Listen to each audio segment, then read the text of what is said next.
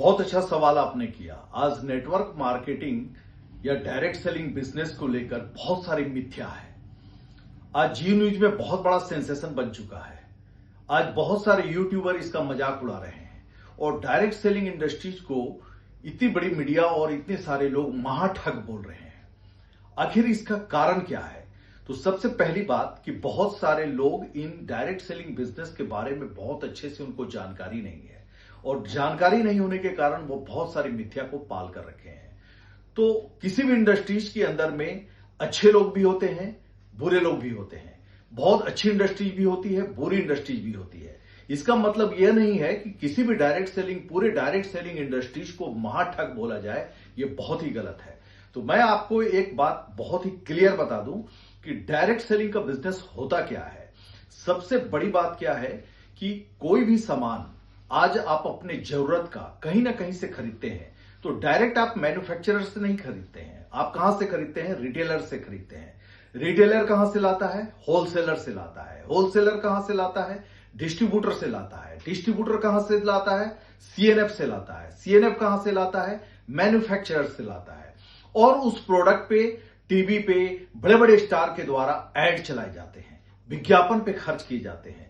तो ये जो बिचौलिए जो इतने सारे लोग जो हैं, जो एक कस्टमर तक प्रोडक्ट मैन्युफैक्चरर से जो पहुंचा, तो जितने भी बीच में जो लोग हैं वो कोई साधु संत नहीं है। ये सब बिजनेसमैन है। ये सब थोड़ा थोड़ा अपना प्रॉफिट लेकर और प्रोडक्ट को आगे की ओर ट्रांसफर करते हैं। अब आप सोच कर देखिए कि आप कोई सामान किसी दुकान से खरीद कर लाए और आपको बहुत ही अच्छा लगा और आपके कहने से और भी 50-100 लोग उस दुकान से जाकर वो उस प्रोडक्ट को खरीद कर ले आए, तो उस दुकान तो बहुत बड़ी चलने शुरू हो गए, लेकिन उसका फायदा आपको नहीं मिला। क्यों? क्योंकि उस दुकान और उस ग्राहक के बीच में कोई सिस्टम नहीं है।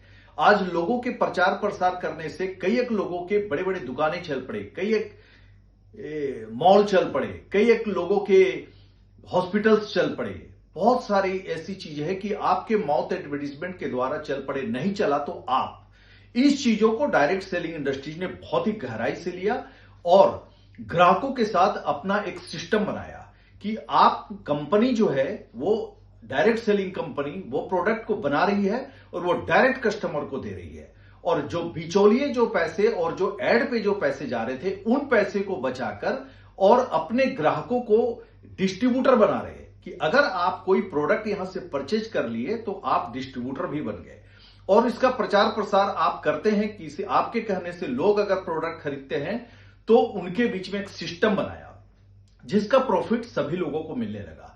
तो आप सोच कर देखिए कि ऐसी कंपनी डायरेक्ट सेलिंग इंडस्ट्रीज जो आज तक ग्राहकों को कुछ नहीं सोचा, आज कई ग्राहक लाखों रुपए के सामान खरीदारी करते आ रहे हैं लेकिन उसको उसका कोई प्रॉफिट नहीं मिला, सिर्फ सामान मिला। लेकिन डायरेक्ट सेलिंग इंडस्ट्रीज ने अपने उन ग्राहकों को एक अधिकार दिया कि आप इस प्रोडक्ट को इस्तेमाल करो और अगर आपको बेहतर लगता है तो अपने जानने वाले लोगों के बीच में बताओ। अगर आपके जानने वाले लोग भी इस प्रोडक्ट को परचेज करते हैं तो उसका प्रॉफिट आपको मिलेगा। तो ये डायरेक्ट सेलिंग इंडस्ट्री एक इतना बढ़िया सिस्टम, इतना पावरफुल सिस्टम जिससे आज कई एक लोगों को यह फायदा हो रहा है। और आज हिंदुस्तान के अंदर में ये हिंदुस्तान का एक बहुत बड़ा भविष्य है। डायरेक्ट सेलिंग इंडस्ट्री ये आर्थिक अर्थव्यवस्था को मजबूत कर सकता है। तो ऐसी इंडस्ट्रीज को आप महाठग कह के इसको बदनाम करने की कोशिश नहीं करना चाहिए, इसकी गहराई को समझना चाहिए। हां, निसंदेह रूप से डायरेक्ट सेलिंग इंडस्ट्रीज के नाम पे बहुत सारी ऐसी कंपनियां हैं जो महाठगी की है और करते आ रही है और आगे भी करते रहेंगे। इस चीज को परखने की जरूरत है कि जिन कंपनियों के अंदर में मार्केटिंग सबका जहां भी इस्तेमाल होता है, इसका मतलब है वहां कोई ना कोई प्रोडक्ट होना चाहिए। लेकिन एक मिथ्या प्रोडक्ट या वर्चुअल प्रोडक्ट की आड़ में जो कंपनियां अगर मनी सर्कुलेशन का काम करती है वो डायरेक्ट सेलिंग इंडस्ट्रीज के नाम पे धब्बा है। लेकिन जो रियल प्रोडक्ट का मार्केटिंग करती है उस कंपनी को महाठग कभी भी नहीं करना चाहिए। लेकिन कुछ लोग अपने टीआरपी को लेकर और अपने व्यूज को बढ़ाने के लिए बिना जांच पड़ताल किए हुए किसी भी ऑर्गेनाइजेशन के ऊपर इतना बड़ा आरोप लगाना यह बहुत ही गलत है। इसलिए डायरेक्ट सेलिंग इंडस्ट्री एक बहुत ही पावरफुल इंडस्ट्रीज है और जिसको आज 2016 के बाद जब रेगुलेशन बना और भारत सरकार भी इस इंडस्ट्रीज को बहुत ही मजबूती के साथ सपोर्ट करती है, तो ऐसे इंडस्ट्रीज को बदनाम नहीं करना चाहिए और ऐसी इंडस्ट्रीज के बारे में जानने की कोशिश करना चाहिए। और आज भारत के अंदर में एमबीए की पढ़ाई में और हायर एजुकेशन में नेटवर्क मार्केटिंग के बारे में पढ़ाई भी किया जाने लगा कई एक यूनिवर्सिटी में। तो इस इंडस्ट्रीज को बिना समझे हुए इसका मजाक उड़ाना और अपने व्यूज के लिए इस तरीके की बातें करना बहुत ही गलत है।